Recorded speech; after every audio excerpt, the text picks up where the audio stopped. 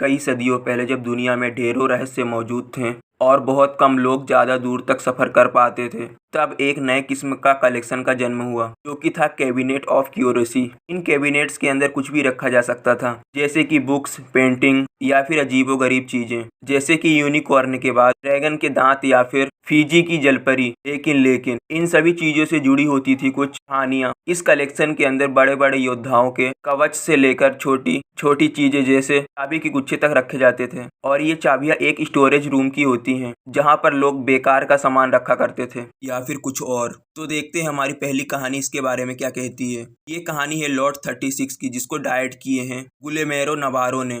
कहानी की शुरुआत एक बहुत बूढ़े व्यक्ति को दिखाते हुए होती है जो कि मीट खा रहा था। तभी मीट का एक टुकड़ा नीचे गिर जाता है, जिसको उठाने के चक्कर में उसकी बॉडी अकड़ जाती है और उसकी वहीं पर मौत हो जाती है। और ये था लॉट 36 का मालिक मिस्टर मोलमर। के बाद हमें एक बहुत ही रूड इंसान निक से इंट्रोड्यूस कराया जाता है, जो कि 24 आवर स्टोरेज नाम की एक जगह स्टोरेज रूम की ऑक्शन यानी कि नीलामी में आया हुआ था। कुछ लोग जिनको बैंक से ऊपर भरोसा नहीं रहता, इन स्टोरेज हाउस में वो लोग अपना कीमती सामान रखते हैं। ऐसे ही कीमती आस में वो लोग इस स्टोरेज रूम को खरीदते हैं, जो कि कभी कभी तो उनको माला माल कर देता है और कभी कभी उनके हाथ में लगता है केवल कचरा। अब पहली बोली लगती है लॉट 36 की, जिसको निक $400 में खरीद लेता है। निक बहुत ही ज्यादा कर्जे में डूबा हुआ था और कमाई के लिए ऐसे लॉट्स को खरीदकर और उनका सामान को वो बेचा करता था। लॉट्स की चाबी देते समय लॉट्स का केयर टेकर उसके ओनर की सीसीटीवी फुटेज दिखाता है और बताता है कि कैसे वो 1945 में एक बैग को लेकर उसी यूनिट में रोज आया करता था और अंदर 1-1.5 घंटा बिताकर वो बैग खाली करके वहां से चला जाता था। बाद में वो अजीब तरीके से डांस भी करता था।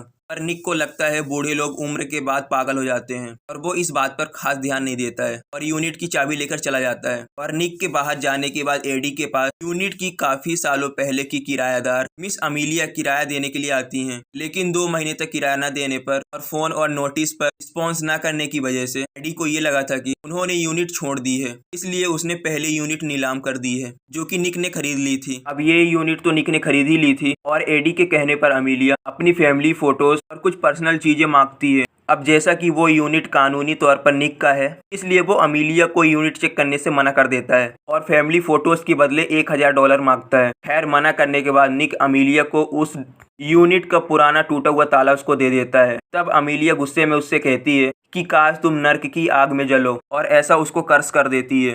खैर अब निक लॉट 36 में कुछ वैल्यूएबल चीज ढूंढने के लिए जाता है और वो नोटिस करता है कि उसकी यूनिट बाकी यूनिट की मुताबिक छोटी थी। एडी भी बाहर खड़ी अमीलिया का सामान लौटाने को कहता है, लेकिन निक के मुताबिक उसका एक कान वॉर्क के मुताबिक खराब हो गया। उसकी बीवी उसको छोड़कर चली गई और जब उसने सारे नुकसान सहे हैं तो फिर वो फायदे क्यों छोड़ दे। इस मुद्दे पर दोनों की बहस हो जाती है। जैसे कि निक ने उस यूनिट को कायदे से लिया था, इसलिए वो एडी को बुरा भला सुनाकर वहां से चला जाता है। शाम तक निक को लॉट 36 के अंदर एक सोने का सैंडल ईयर, एक इंसानी बालों से बनी हुई फ्लावर की पेंटिंग, एक सियोन टेबल या फिर एक कुछ चेयर्स भी मिलती हैं, जिन्हें जब वो बेचने जा रहा था तब एक इंसान उसके सर पर मारकर और कार तोड़कर कल तक $12000 लौटाने को बोलता है और चला जाता है। जैसा कि मैंने बताया था, निक यहाँ पर कर्जे में डूबा हुआ था। खैर अमीलिया तब भी बाहर ही खड़ी हुई होती है, जिसको निक जानवरों की तरह बाहर भगाकर अंदर फर्स्ट एड किट लेने चला जाता है, जहाँ पर एडी उसको एक शॉप का एड्रेस देकर वहाँ पर ये चीजें बेचने को बोलता है। शॉप पर उस सियोन टेबल को देखकर अचानक से ही उसका एक ड्रॉअर खुलता है, जिसके अंदर से 3 बुक निकलती हैं।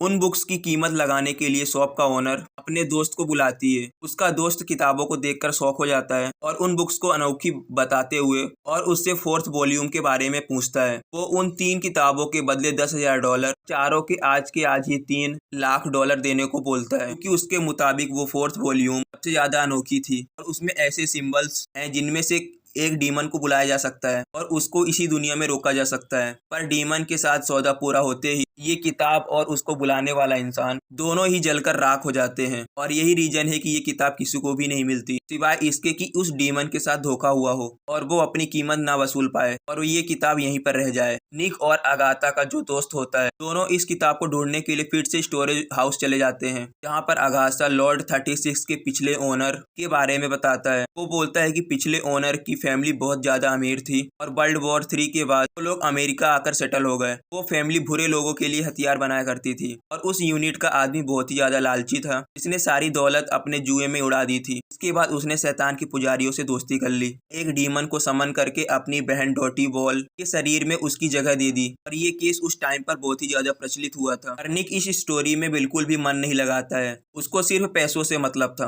अब यूनिट में किताब को ढूंढते टाइम यानी कि 4th वॉल्यूम को ढूंढते टाइम मल्टी वॉर्मर के मिसिंग की कुछ रिपोर्ट्स भी मिलती हैं। वो लोग नोटिस करते हैं कि यूनिट की एक दीवार खोखली थी और इसलिए ही वो यूनिट इतनी छोटी थी। वो लोग उस दीवार को खोलते हैं और अंदर बहुत ही तेज गंदी बदबू आ रही थी। आशा का जो दोस्त होता है वो कैंडल जलाकर वहां चला जाता है ताकि बुरी शक्तियां उससे दूर रहे और निक को किसी भी चीज को छूने से या फिर किसी भी चीज का सामना हो तो फिर उससे नजरें मिलाने को मना करता है। अब अंदर उन्हें हर जगह जीसस क्राइस्ट की मूर्ति लगी हुई दिखाई देती है, यानी कि यहाँ पर पक्का कुछ न कुछ शैतानी कैद है। खैर रास्ते में उनको एक सर्कल के अंदर पर्ड के पिछले ओनर की बहन यानी कि डॉटी वॉल्मर पड़ी हुई मिलती है। इसका पूरा शरीर सड़ चुका था, पूरा खोखला हो चुका था और बाल जमीन से चिपके हुए थे और उसका मुंह पूरा का पूरा खोखला हो चुका था, जिसके अंदर हम डीमन को हिलता हुआ देख पाते हैं जो कि कोई ऑक्टोपस टाइप का क्रीचर होता है। जैसे कि उसके भाई ने उसके अंदर डीमन को रख दिया था, शायद से उसको उसने अंदर से खा लिया होगा और वहीं पर रह गया। और हमें लगता है कि डॉटी के ब्रदर जिसने ये सारा काम किया है वो जानता था कि यहाँ पर क्या कैद है और शायद से ही उसने यहाँ पर ये नई दीवार बना दी थी जिसके चलते कोई भी इस जगह को ढूंढ ना पाए। खैर उनको वहां पर उन बुक्स का 4th वॉल्यूम भी रखा हुआ दिखता है और अगाथा का दोस्त निक को सर्कल की लाइन पर जाने को मना करता है, लेकिन उस बुक को लेने के लिए निक सर्कल के अंदर चला जाता है और तभी वो डीमन डॉटी के मुंह से निकलकर सीधा अगाथा के दोस्त को खा लेता है और वो किताब भी जलकर राख हो जाती है। यानी कि ये डीमन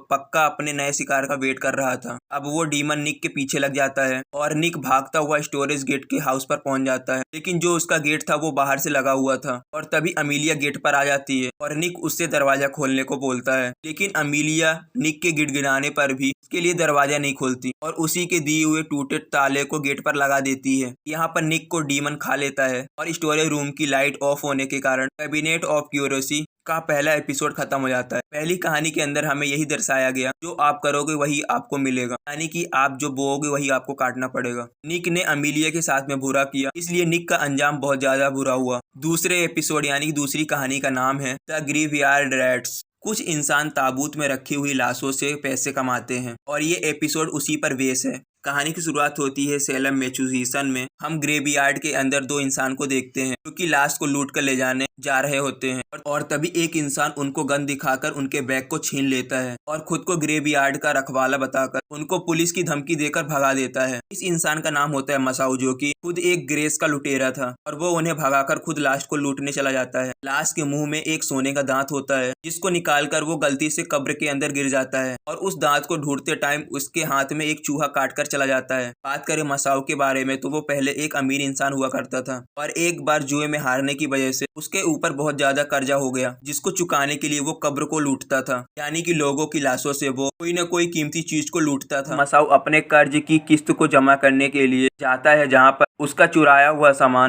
किस्त के मुकाबले काफी कम था और जो इंसान उससे किस्त लिया करता था उसका नाम हेंस होता है। अब मसाऊ हेंस को की वजह कब्र में मौजूद अलग अलग देशों से शिप से आए हुए चूहों के बारे में बताता है जो कि कब्रों से कीमती चीजों को जमीन के नीचे ले जाते हैं। मसाऊ बताते हैं जमीन के नीचे गुफाओं से बिछे हुए जाल हैं जिसे ब्लैक चर्च कहा जाता है। वहाँ पर ऐसी शक्तियों की पूजा होती है जिनका नाम लेना भी बहुत बड़ा गुनाह है। इन्हीं ब्लैक चर्चेस में चूहे पूरा कीमती सामान ले जा रहे हैं। मसाऊ कर्ज वापस करने के लिए थोड़ा समय मांगता है पर हेंस उसको किस्त देने के लिए 1 हफ्ते का समय देता है। खैर मसाऊ और सामान ढूंढने के लिए एक मर्च्यू के अंदर जाता है जहाँ का केयर टेकर उसको लाशों को देखने के बदले में डेविल एलेक्सा मांगता है जो कि मसाऊ उसको दे देता है। असल में ये एक प्रकार का मैजिकल पोशन होता है, फिर एक मैजिकल दवाई। खैर कुछ डेड बॉडीज के अंदर उसको कुछ नहीं मिलता, तभी उसको एक शिपिंग मर्चेंट की बेशकीमती लाश मिलती है जिसके दांतों में सोने की फीलिंग्स थी, पर गाइड उस लाश को हाथ लगाने से मना करता है क्योंकि इससे लोगों को उनके धंधे के बारे में पता चल सकता था। अभी उस मर्चेंट की वाइफ अपने हस्बैंड को देखने के लिए आ जाती है। मसाई और टूलू यहाँ पर छुप जाते हैं। मर्चेंट की वाइफ उनके सारे मेडल्स और किंग जॉर की दी हुई तलवार के बारे में उनके साथ ही दफनाने को बोलती है। इसको सुनकर मसाऊ के मुंह में पानी आ जाता है और वो नाचते हुए अपने रूम पर चला जाता है। मसाऊ को अब एक बात की चिंता थी कि उससे पहले ही कहीं चूहे आकर उस सामान को गायब न कर दें। अब मसाऊ को सीलिंग से एक चूहे की पूंछ लटकी हुई दिखाई देती है जिसको खींचने से ढेर सारे चूहे उसके ऊपर गिर जाते हैं, लेकिन बस ये एक मसाऊ का बुरा सपना था। शिपिंग मर्चेंट के फ्यूनल के बाद मसाऊ उसकी कब्र को खोद कर सामान निकालने के लिए जैसे ही उसको खोलता है तो फिर उसको लाश गायब मिलती है जिसे कुछ चूहे एक सुरंग से कहीं ले जा रहे थे। मसाओ ये सोचता है अगर उसने कर्ज नहीं चुकाया तो फिर उसे भी कॉफिन में ही दफना दिया जाएगा। इससे हमें पता चलता है कि वो अंडरवर्ल्ड के लोगों के लिए काम करता था, उन्हीं से उसने कर्ज लिया था। और इन्हीं के डर से मसाओ उन चूहे के साथ ही उनके अंदर चला जाता है। यहाँ पर उसको बहुत सी सुरंगों का जाल दिखता है। जाते समय उसकी आंख में एक लकड़ी चली जाती है। गुस्से में मसाओ उस लकड़ी को खींच देता है, इससे पूरी सुरंग धंस जाती है और मसाओ उसके अंदर ही दब जाता है। अब हम सबको लगता है कि यहाँ पर मसाओ की कहानी खत्म हो गई है, लेकिन तभी वो वहाँ से निकलकर उन चूहों को ढूंढते हुए उनका पीछा करने लगता है। तभी बहुत सारे चूहे उसको काट देते हैं और मसाओ गुस्से में उनके ऊपर गोलियां चला देता है और तभी हमें बहुत बड़ा चूहा दिखाया जाता है जो कि मसाओ के पीछे लग जाता है। इसी भगदड़ से मसाओ एक सुरंग से होता हुआ बहुत सारे हड्डियों के ढेर पर गिर जाता है। मसाओ अब उस स्केलेटन के ऊपर से बहुत ही बेशकीमती सामान को नोटिस करता है और बहुत ही ज्यादा खुश हो जाता है। उसको किंग जॉर की तलवार भी मिल जाती है और ये वही ब्लैक चर्च होता है इसके बारे में शुरुआत में जिक्र किया गया। यहाँ पर ब्लैक चर्च के गॉड के डीमन की भी मूर्ति बनी हुई थी, यानी कि जो भी चूहे या फिर लोग इसकी इबादत करते थे उसके लिए तो ये गॉड ही है। खैर मसाओ की नजर एक स्केलेटन के सुंदर लॉकेट पर पड़ जाती है और वो उसको निकाल लेता है। तभी वो स्केलेटन जिंदा होकर ये बोलता है ये मेरा है, और ऐसा बोलते ही वो मसाओ के पीछे लग जाता है। मसाओ बहुत ही अजीब सुरंगों से बाहर जाता हुआ दिखता है और जीसस क्राइस्ट से उसको बचाने के लिए प्रे करने लगता है। और तभी स्केलेटन और बड़ा वाला चूहा वहां पर आ जाते हैं और तभी मसाओ एक पेड़ की रूट को खींच देता है जिससे पत्थर खिसक उस चूहे के ऊपर गिर जाते हैं और वो मारा जाता है। पर स्केलेटन अभी भी मसाओ के पीछे था। तभी मसाओ को एक तरफ से रोशनी आती हुई दिखती है। अब मसाओ जो होता है वो जीसस क्राइस्ट को शुक्रिया बोलता है, खुद को मोटिवेट करते हुए उस तरफ जाने लगता है। लेकिन रास्ते के एंड में जाते समय हमको ये पता चलता है कि वो रोशनी असल में मसाओ के टॉर्च की थी और एक कॉफिन के प्लेट पर पड़ने से रिफ्लेक्शन आ रही थी और उस प्लेट पर ये लिखा हुआ था कि रेस्ट इन पीस। और इसी के साथ में सारे चूहे मसाओ को काट लेते हैं। आपको याद होगा मसाओ ने 2 लोगों को भगा दिया था और यहाँ पर जब वो लोग उस कॉफिन को खोलते हैं तो फिर यहाँ पर मिलती है मसाओ की लाश, यानी कि उनको भगाने वाला खुद ही एक लाश बन गया। उस लॉकेट को जो मसाओ के पास में था ये दोनों उसको निकालने लगते हैं। तभी मसाओ के मुंह से ढेर सारे चूहे निकलते हैं।